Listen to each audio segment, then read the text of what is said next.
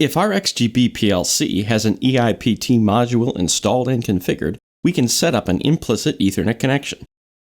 The XEM CPU is capable of being an implicit scanner that initiates a connection or an implicit adapter that is available to be connected to.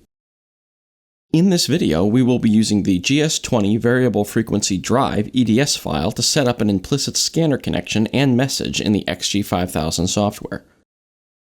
This will allow the EIPT module to communicate with and control our GS20 VFD. To set up the PLC as an implicit scanner, we first must configure the EIPT module and the peer-to-peer connection. These are both covered in a separate video. It is important to note that the LS software and documentation may refer to the scanner as a client and the adapter as a server. It is also important to note that data can move in two directions for Ethernet IP. It can go from the scanner or originator of the message to the adapter or target. It can also go from the target to the originator.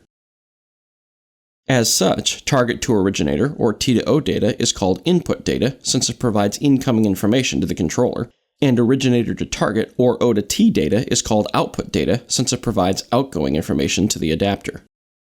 To set up the PLC as an implicit scanner, we can either manually configure the message, or we can use an EDS file to configure the connection. The XG5000 software has a pre-made library of various EDS files. We can also add or register external EDS files to this library. Let's register the GS20 EDS file to allow implicit Ethernet IP communication with a GS20 variable frequency drive. I have already downloaded the GS20 EDS file from AutomationDirect.com and have it stored in my Downloads folder. Let's start by going to Tools, EDS, Register EDS file. The Open window pops up and we can navigate to the EDS file we wish to import. In our case, we will go to Downloads and select the GS20 EDS. Once we select it, we can click Open. This will import the EDS file into our software. We can see this if we go to the EDS Information tab on the right side of the software window. We see a new subsection under the Communications Adapter section, and if we maximize it, we see that it imported the GS20 EDS. To add a connection using this EDS file, we now go to our project window and maximize the P2P03 connection we created in the video on configuring the EIPT module. We will double-click EIP Settings to open the LS PLC EIP Settings 03 tab. Here we can drag and drop the version 1.1 GS20 EDS file that we registered. Doing this opens the EDS channel pop-up window, and here we can set the channel number and IP address of the drive we are connecting to. In our case, the drive resides at 192.168.27.105. The channel number is used by the software to determine which device we are targeting when we set up our communications block in the next step. The system will automatically increment the channel number for each additional device added, and it will not allow duplicate channel numbering. We will leave this at 0. Now that we have added the channel to the connection, we are ready to configure a message.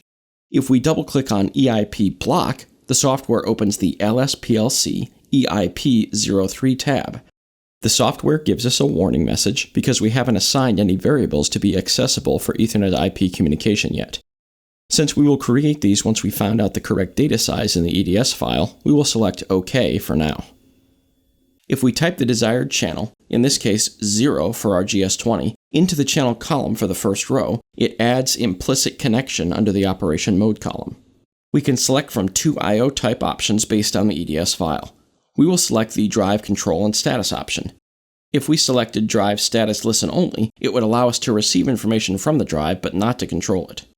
Many Ethernet IP adapters like the GS20 may have several listen-only connections connected simultaneously, but can and must have only one control and status connection controlling them. Once we add this, it adds another row with the channel column grayed out. This is because the drive control and status connection is an exclusive owner connection that uses an I/O message to provide us with both input and output data. If we select the listen-only connection, which will be only input data, we see this is set to only one row. Let's change it back to the drive control and status connection for our example, though. As we can see from the selection options in the connection type field, the EDS file for the GS20 indicates that it supports both multicast and point-to-point connection types for its T to O data. Since we do not have multiple devices needing to consume the GS20's T2O input data, we will choose point-to-point for our example. The function column is only used for explicit messaging, so we can ignore it for now. Next, we will set up our request packet interval, or RPI, as well as the T2O input and O to T output data sizes. To do this, we click the Parameter button. This will open the Parameter Settings pop-up window. We see the T2O RPI, the O to T RPI, the T2O input data size, and the O to T output data size.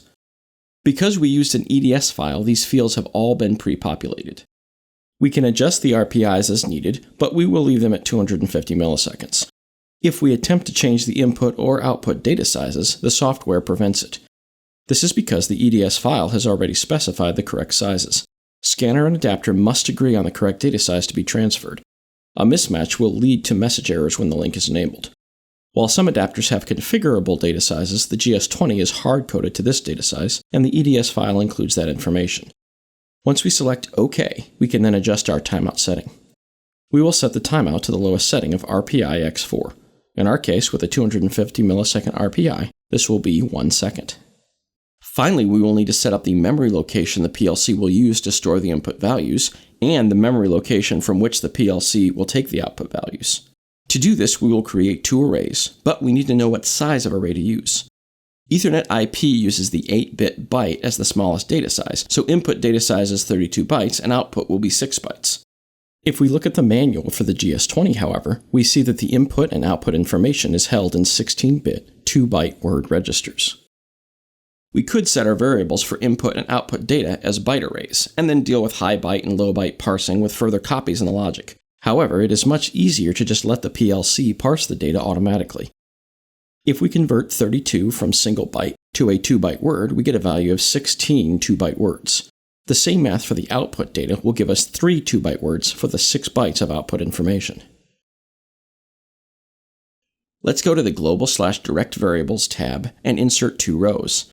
If we select a type of array and then click off of the selection, the software will open the Select Array pop-up window, and we will set up a 1D array of 0 to 15 elements. This corresponds to 32 bytes of information. For 16-bit data size, the array type can either be word or int. If we use word, it will display the value in hex by default, so let's use int to see it in decimal. We click OK, and we will name this array EIP_input_array, and make it a global variable. It is also important to make sure we check the box for EIP OPC UA. This allows the PLC to use this as part of our EIP transfer of information. Now we do the same for our output array. We will make it a 1D array of 0 to 2 elements and int type. This will again correspond to 6 bytes of information. This one we will name EIP_output_array.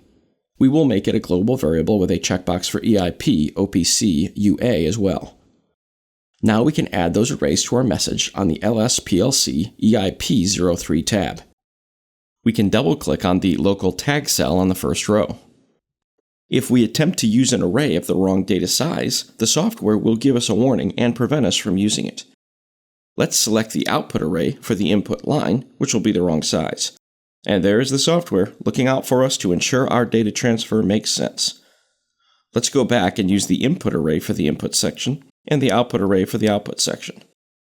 We can now write this to the PLC.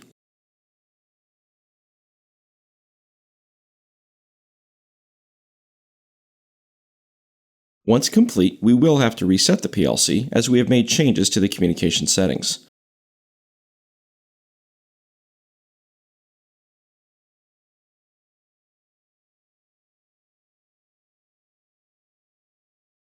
We can then reconnect and go into monitor mode. If we refer to the GS20 manual again, we see that for our input array, element 3 will tell us our drive output frequency. In our output array, element 0, bit 1, will put the drive into run mode, and bit 0 will put it back into stop mode. Element 1 will allow us to set a target frequency. Let's add these 3 elements to our monitor window.